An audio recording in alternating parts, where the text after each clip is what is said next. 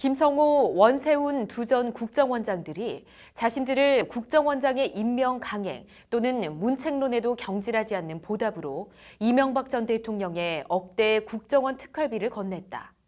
국정원 특활비 수수 혐의로 구속 기소된 MB 집사 김백준 전 총무기획관에 대한 검찰 공소장에 나오는 내용입니다. 법률방송에서 5쪽짜리 김 전 기획관 검찰 공소장을 입수해 들여다봤더니 이 전 대통령 이름이 무려 13번이나 나왔습니다. 이 전 대통령 공소장이라고 해도 과언이 아닌데 심층 리포트 석대성 기자입니다. 김백준 전 청와대 총무기획관에 대한 검찰 공소장입니다. 죄명이 특가법상 뇌물방조, 특가법상 국고 등 손실방조라고 되어 있습니다.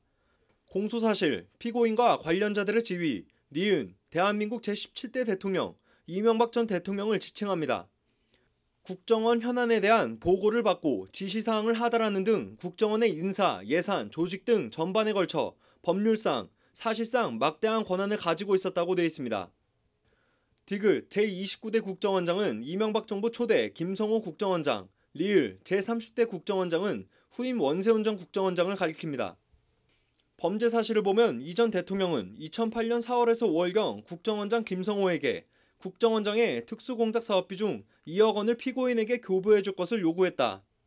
이 전 대통령은 그 무렵 김백준에게 국정원으로부터 돈이 올 테니 받아놓으라는 지시를 했고, 김백준은 청와대 부근 주차장에서 국정원 예산관을 만나 현금 2억 원이 들어있는 캐리어를 건네받았다고 되어 있습니다. 이는 국정원 특활비 2억 원을 기밀 유지가 요구되는 정보 및 사건 수사 등과 무관하게 임의로 인출, 사용함으로써 국고를 손실하고 뇌물을 수수한 행위에 해당한다는 게 검찰 판단입니다. 즉, 뇌물수수 주범은 국정원장에게 돈을 먼저 요구해 받은 이 전 대통령이고, 김 전 기획관은 이 전 대통령이 뇌물을 받는 걸 옆에서 도운 방조범에 불과하다는 겁니다. 검찰은 공소장에서 이 전 대통령이 비슷한 수법으로 2010년 7월에서 8월경 원세훈 전 원장으로부터도 국정원 특활비 2억 원을 받았다고 적시하고 있습니다. 뇌물죄 성립의 전제 조건인 대가성도 검찰은 공소장에서 명확히 하고 있습니다.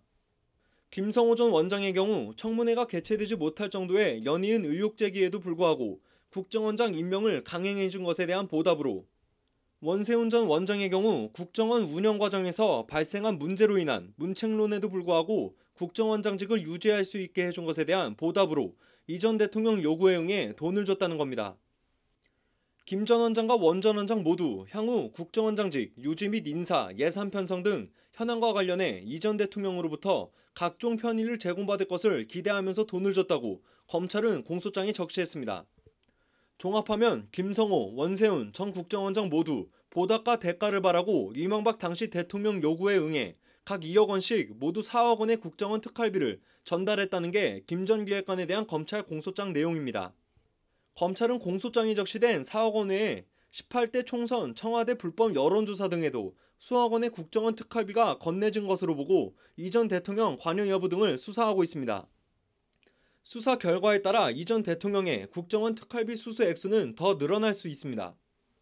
검찰이 이명박 전 대통령을 피의자로 적시한 만큼 이 전 대통령에 대한 검찰 수사와 기소는 기정사실화하고 있습니다. 특가법상 뇌물 수뢰액이 1억 원을 넘을 경우 무기 또는 10년 이상의 징역형에 처해지게 됩니다. 혐의가 유죄로 인정될 경우 징역형 실형만 있고 집행유예로 풀려날 일은 없다는 뜻입니다.